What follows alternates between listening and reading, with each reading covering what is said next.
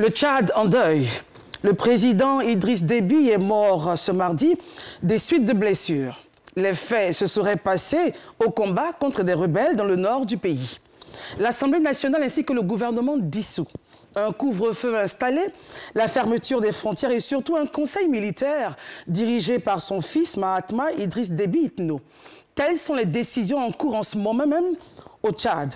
Ça fait l'actualité s'intéresse à la question. Mesdames et messieurs, bonsoir et bienvenue.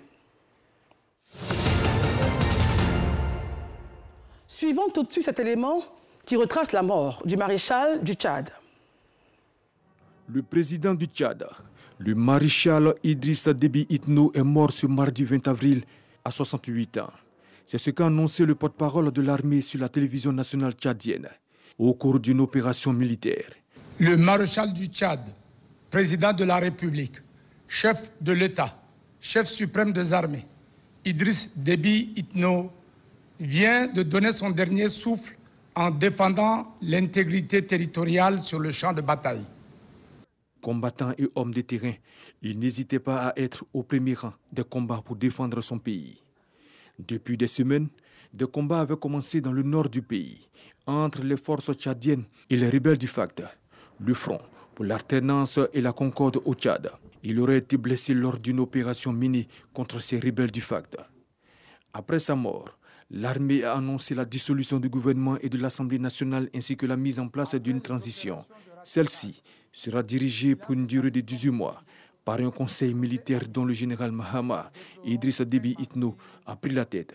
À la suite des élections présidentielles du 11 avril dernier, le maréchal Idriss Déby Itno venait d'être réélu pour un 6e mandat avec 79,32% des voix.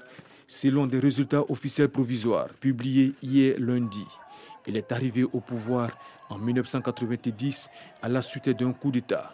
Idriss Déby était au pouvoir depuis 30 ans. Commentaire de Abou Sanogo. Pour en parler, donc, nous recevons M. Alafé Wakili, journaliste. Bonsoir et merci d'être là. Alors, la nouvelle est tombée. Aujourd'hui, aux environs d'1h du matin, Idriss Déby perd la vie. Alors, concrètement, que s'est-il passé ?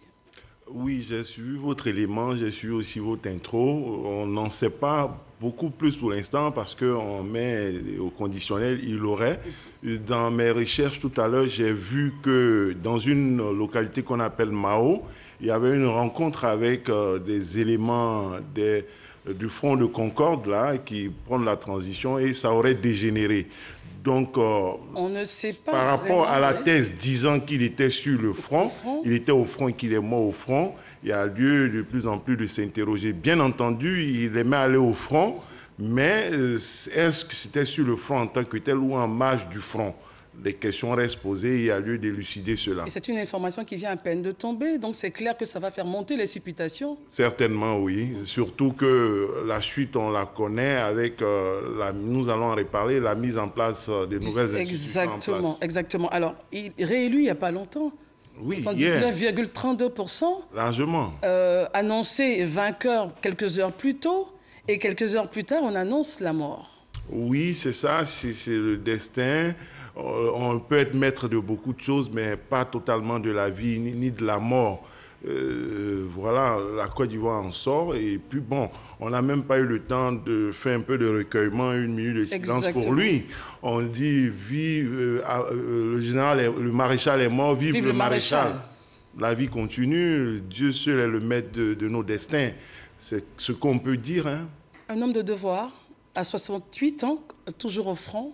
Oui, il a expliqué, je crois il y a une vidéo qui circule, pourquoi il allait au front, un homme de devoir qui allait sur le terrain pour galvaniser les troupes, et puis c'est un militaire de carrière, c'est un ancien rebelle qui s'est embourgeoisé, ou du moins qui s'est légitimé à sa façon, et il incarnait une figure de stabilité et aussi une autorité, un élément d'assurance et de sérénité dans cette sous-région africaine. Il avait réussi à se notabiliser, mais il n'oublie pas, il n'a pas oublié d'où il venait, son passé de combattant, sa carrière militaire, et donc il avait ce devoir-là qui faisait qu'il allait sur le front. Alors on n'est donc pas surpris parce que être toujours sur le théâtre des opérations, à cet âge-là, la mort peut arriver à tout moment. Mais bien sûr, oui.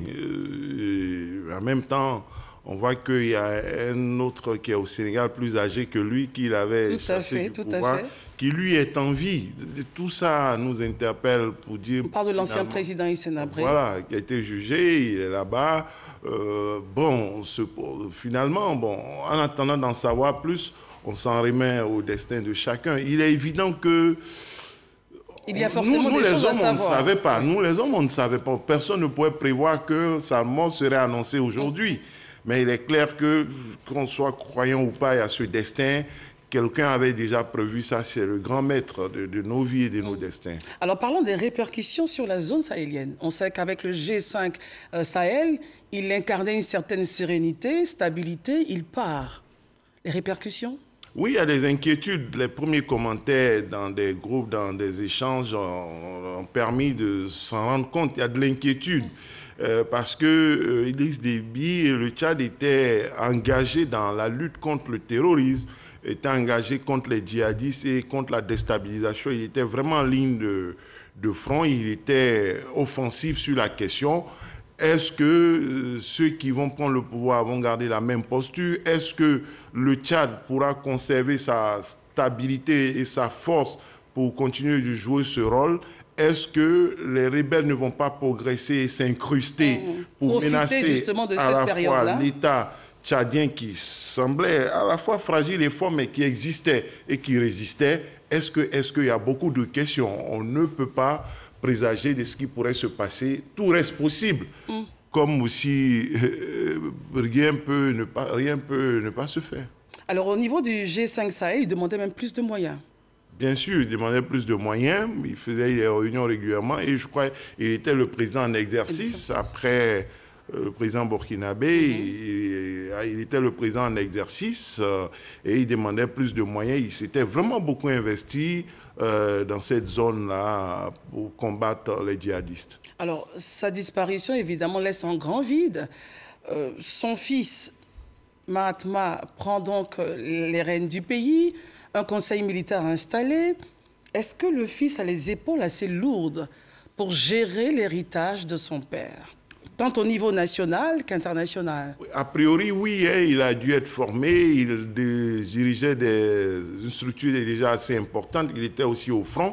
Mais il faut numéro noter, 2 au Mali de la troupe de son pays. Justement, mais il faut noter aussi que ce qui s'est passé, il faut le dire, c'est un coup d'État qui ne dit pas son nom ou qui dit son nom, mais c'est un coup d'État. Quand on dissout la Constitution, on suspend la Constitution, quand on dissout l'Assemblée nationale, quand on dissout les institutions, il n'y a pas un autre mot, c'est une prise de pouvoir non constitutionnelle et dans les conditions anormales. Et l'opposant historique, justement, a fait une sortie, demander que la Constitution soit respectée. Voilà. Est-ce que sa voix pourrait être entendue? On ne sait pas, ça dépend du peuple et puis des pressions internationales. Ça dépend du peuple? Oui, du peuple d'une part, et puis aussi des pressions internationales. Maintenant, les pressions internationales, il y a une contrainte. Donc, arrivons déjà au peuple. Le peuple qui vient de réélire le président, est-ce qu'il peut s'exprimer? Est-ce qu'il peut faire savoir sa volonté en prenant la rue? Maintenant, face à la menace des djihadistes qui arrivent de la transition des rebelles, donc il faut stabiliser le pays, il y a un choix à faire. Est-ce qu'on a affaire à un peuple qui a l'habitude de parler? Le peuple tchadien? Pas trop, depuis très longtemps. On peut dire, une élection vient de se dérouler, mais on ne peut pas dire que le Tchad était un modèle de démocratie. Le Tchad était un modèle de stabilité et même pas de développement. Mais c'était la stabilité et il semble que le choix de la stabilité a été fait, préféré à d'autres choses, à des notions comme la démocratie, le respect des droits de l'homme, l'état des droits. Est-ce que les choses vont changer pour qu'il y ait une réclamation d'une démocratie intégrale? Telle est la question. Et ensuite, j'avais dit justement, ça dépendra des regards de la communauté internationale, de l'extérieur et aussi du peuple.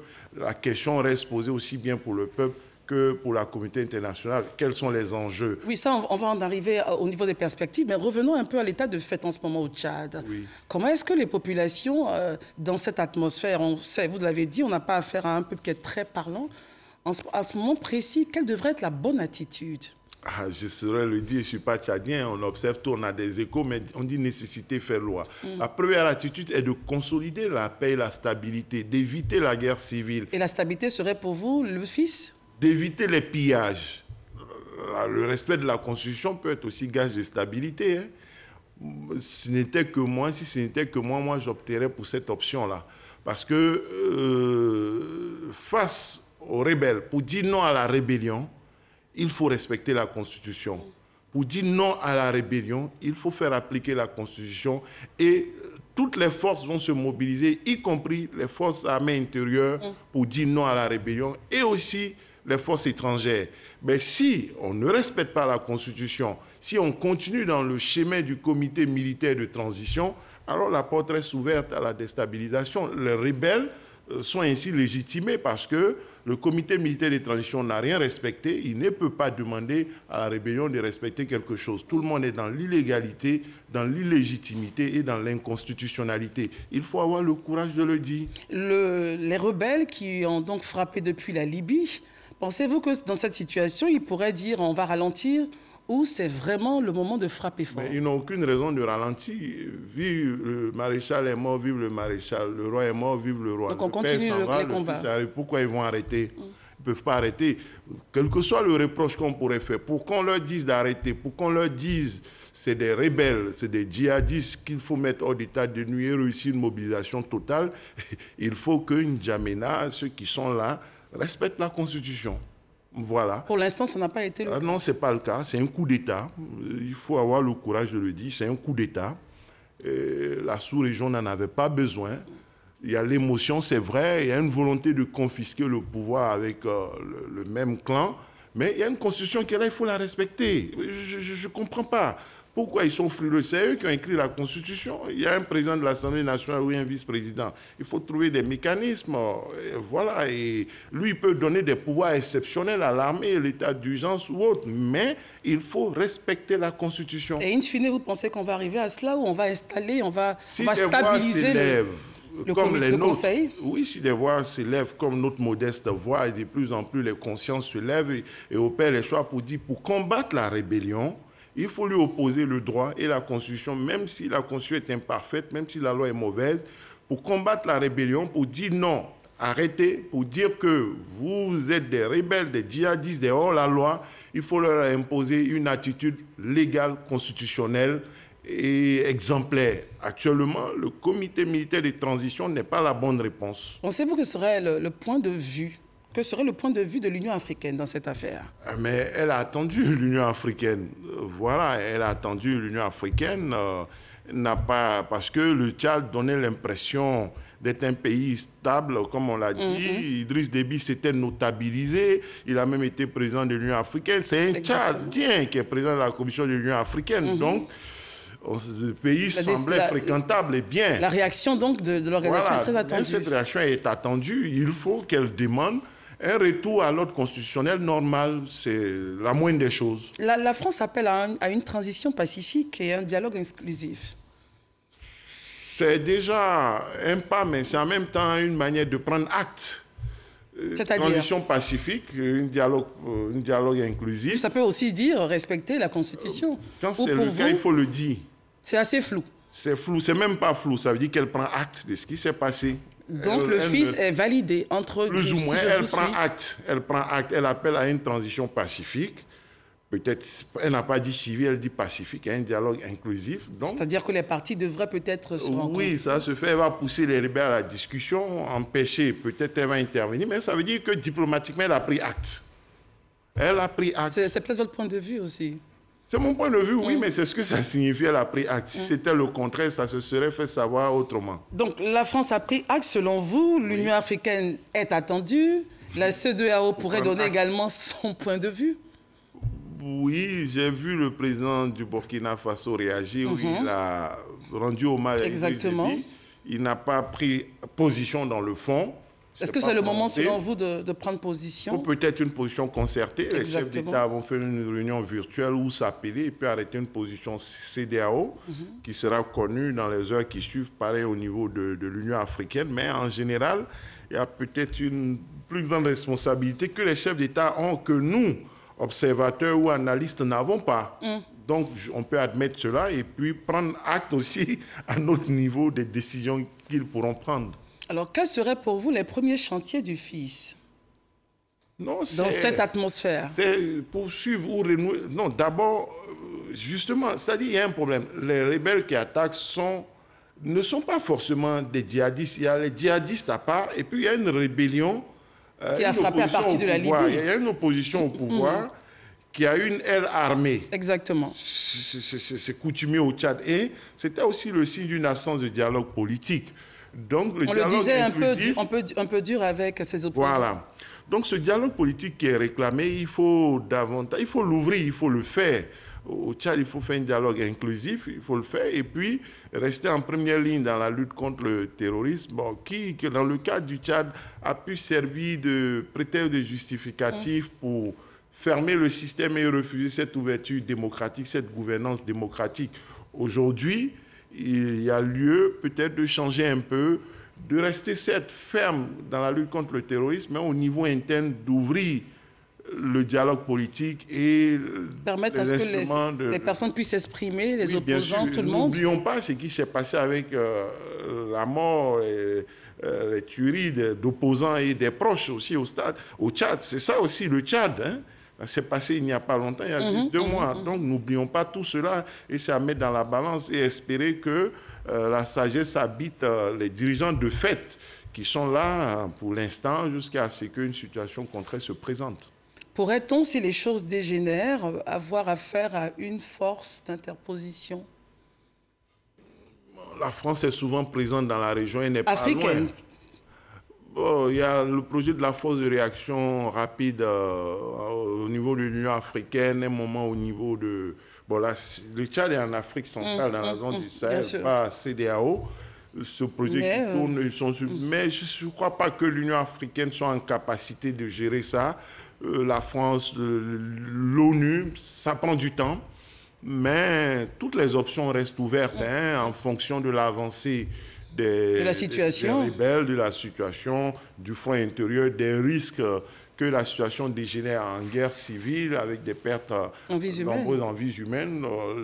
Les chefs d'État et les organisations concernées vont aviser.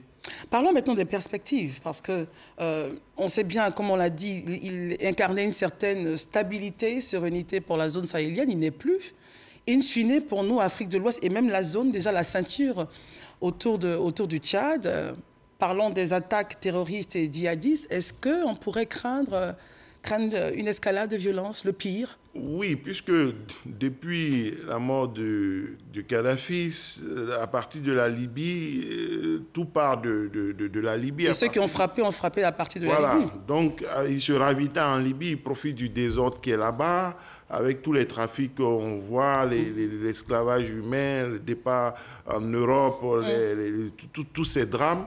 Et il y a aussi ces attaques-là, alimenté, orchestré à partir de la zone. Donc ça touche tout un ensemble de pays jusqu'au Burkina et nous, on n'est pas épargnés. Ils essaient de s'incruster dans des pays, ils sont dans des zones au Burkina Faso, au Mali. Ils n'ont pas encore réussi à véritablement s'implanter en Côte d'Ivoire. Même le Tchad, il y a des moments, ils sont allés loin au Tchad, ils ont été repoussés.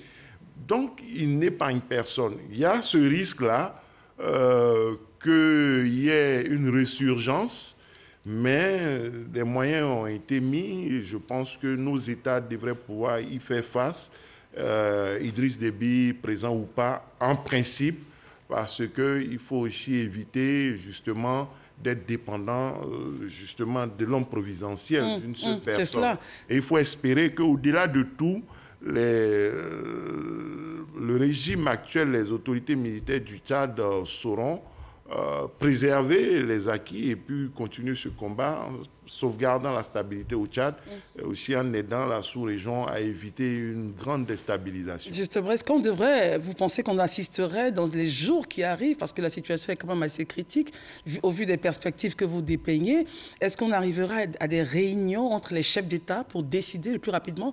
Nous, on est en Côte d'Ivoire, certes, mais on n'est pas épargnés. Oui, pas du tout. Non, il est évident que les chefs d'État se sont déjà téléphoné. Il y aura forcément des répercussions, c'est clair. Oui, les chefs d'État se sont déjà téléphonés, les décideurs se parlent, ils échangent, et ils n'ont pas communiqué là-dessus, ils se parlent d'une part, et d'autre part, avec la situation liée à la Covid, certainement une réunion virtuelle en urgence peut être organisée dans les jours à venir. Forcément, les institutions sous-régionales vont réagir, vont donner leur position et vont certainement prendre un certain nombre de mesures, le G5 Sahel, la CEDEAO, les pays de l'Afrique centrale. Renforcement de la sécurité intérieure des États. Voilà, donc il faut bien observer, il faut bien voir comment contenir, comment éviter qu'il y ait une résurgence, comment faire en sorte que le verrou soit sauté et que la situation dégénère. Et aider surtout à stabiliser la Libye? Ça, c'est notre paire de manches. C'est un enjeu. Mais pourtant, c'est un enjeu qu'il faut regarder. Oui. C'est-à-dire c'est une préoccupation ancienne.